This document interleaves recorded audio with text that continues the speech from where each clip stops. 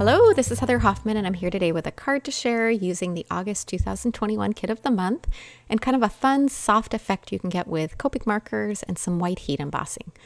I'm going to use that fun, really detailed truck image in this Kit of the Month. I really like this one just because it's going to allow for the coloring and lots of white to show on top of the image as well. So what I'm first going to do is line this up in my MISTI, and I'm going to stamp in just a neutral gray ink. I don't want a super crisp or dark black or anything. I don't want to make it too soft because I still want to be able to see it to be able to color, but isn't that super fun how the image is there already? Now I'm going to clean off my stamp, but I'm going to leave it mounted on my MISTI. I don't want to move that because I want it on there so I can perfectly line it up when I'm done coloring. And I've picked really simple Copic marker colors to do this with. You'll notice as I color, I'm going to try and leave the lid sitting there, and I remembered on almost all of them so you can see what colors I'm using. I used single colors for everything. I really didn't do, other than on the ground, I really didn't do any blending, just simple, just markers and kids coloring like you used to do when you were a kid. So I'm going to go ahead and put the music on while I go ahead and go through the coloring. Feel free to skip through it if you don't want to watch all of that. I just left it on so you could see, and then I'll come back when we're done to do the next part.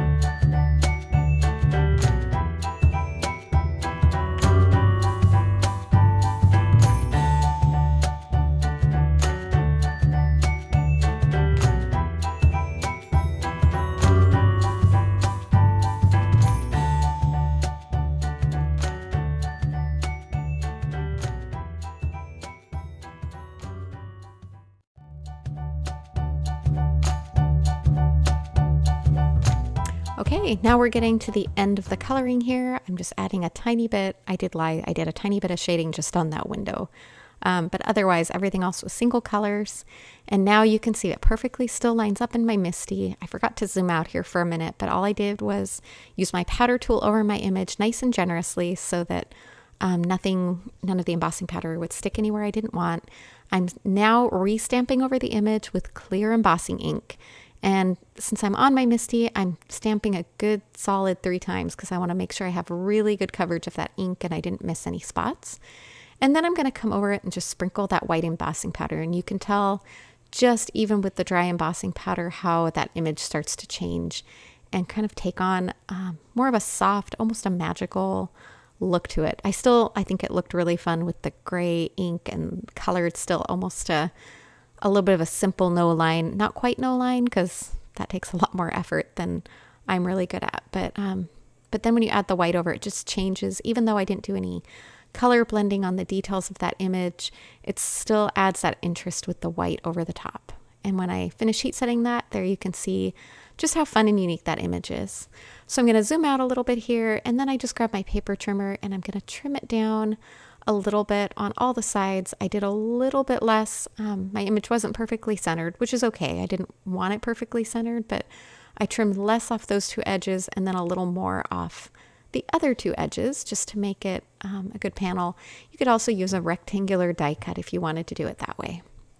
All right, and then I needed to pick a sentiment put on there, so I kind of had thought about heat embossing and doing a bigger, longer sentiment, and instead I ended up just picking that little tiny sentiment there. I think it's actually intended to fit on the door, but it also worked perfect for this card as well.